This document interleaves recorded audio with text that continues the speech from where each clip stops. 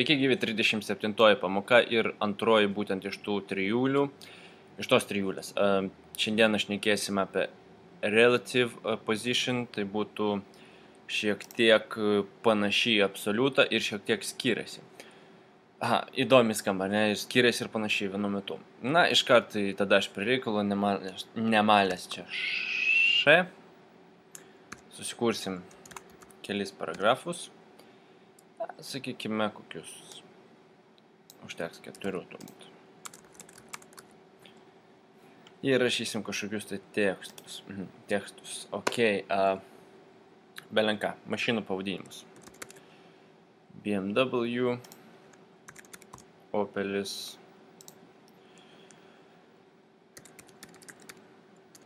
Ferraris ir tarkime koks nors Audinė. Ok, iš karto tada parodysiu, kad įsivaizduotumėt, kaip jie atrodo. O kodėl BMW rašosi didžiuosiam, čia kaip kažkoks tai ofigiena markė kaip būtų. Čia yra tiesiog labai krūtas golfas. Tai vat aš ir padarysiu kaip ir visus ir aš jo čia, įdomi atrodo, neiškelsiu į aukštumas. Gerai. Einame CSS ir iš karto galime tada savo paragrafus, nors taip. Darysim iš tikro vieną paragrafą.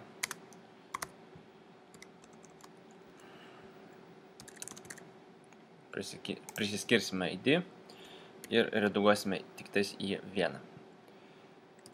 Taigi mūsų mašina.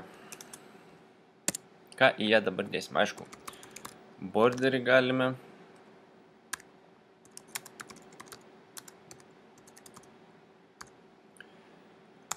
Tuomet, tiesiog nustatysime, kuris turi būti.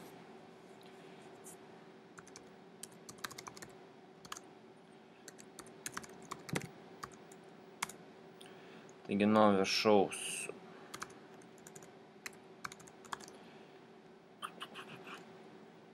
75 pikselius ir nuo kairės į dešinę, tarkime, 42 pikselius. Tokius nestandartinius.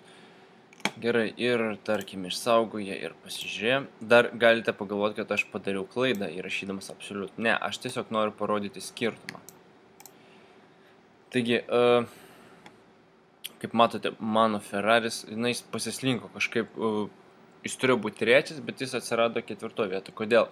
Dėl, kad absolute positionas skaičiuoja būtent nuo šito kampelio ir šito kampelio. Mūsų būtent to kažkokio objekto. Būtent tos pikselius nuo viršaus ir nuo kairės. Kaip aš ir nusistačiau 75 pikseliai nuo viršaus ir 42 nuo kairės. Ir jeigu aš dabar parašysiu relative position, mūsų tas daiktas, tas paragrafas atsiras štai čia.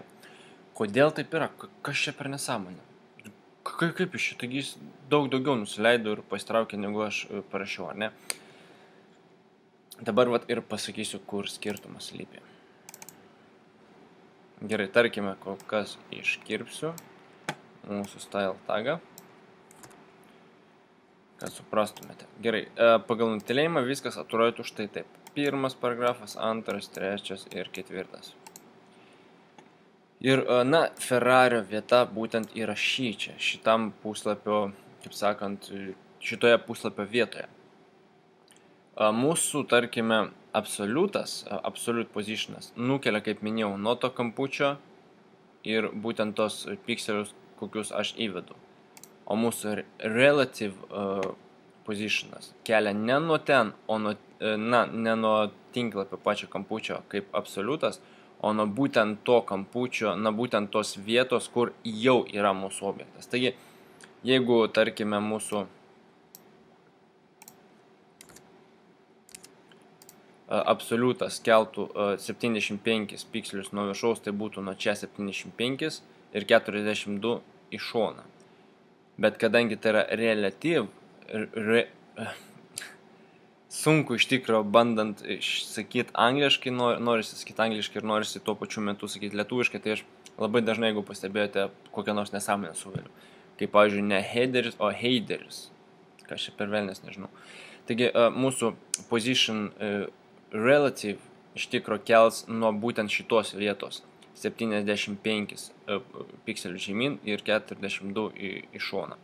Būtent, kaip matote, nuo mūsų šitos vietos jisai keliauja žemyn ir į šoną. Ne nuo absoliuto, kaip kad absoliutas būtų nuo to kampučio, bet būtent nuo tos vietos, kuris iš tikrųjų turėtų būti po defaultu, pagal nutelėjimą.